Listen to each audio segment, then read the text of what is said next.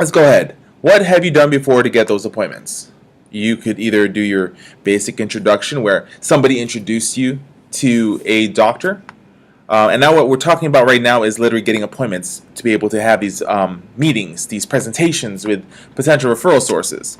So typically other agencies or other companies that you're going to learn from people or you've heard from people as they've been introduced.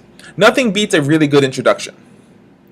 It just gives that presupposition that you are a good person. So having somebody introduce you is very vital. You have faxes. Okay, have you ever done this before? Have you ever got an appointment via fax? Now, the likelihood percentage of an increased chance of getting those appointments are less likely in a faxes, but you can definitely use faxes to your capability to get the person to know who you are. You also can do letters. Are you doing direct mailing? Did you send them a personal letter? Did you send them a card? Did you send them a postcard? What did you do?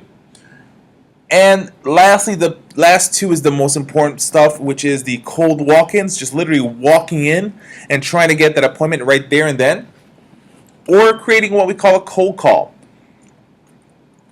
Can you literally call someone out of the blue and try to get that appointment? Have you tried it before? I want to challenge you guys right now.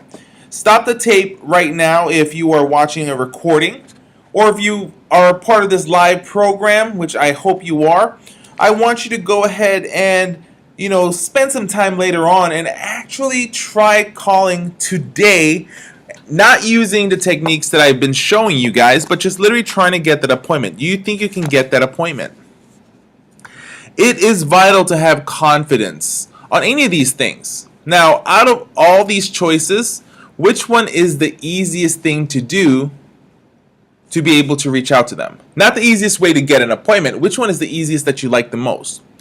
Most people will fare into the faxes and the letters. And the reason for that is there is no contact with the other person.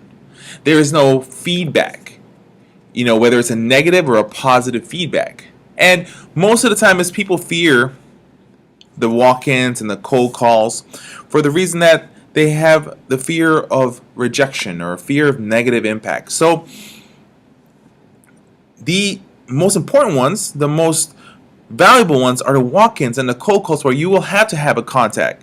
So how do you manage your mindset on how to be able to not fear a possible rejection? The best way to do that is to be prepared. To be able to predict and say, I knew that was going to happen. For you to be able to know that you have some techniques that's going to be able to get you past to the next level, not like the other agencies who've stopped right there and then when they get the first objection.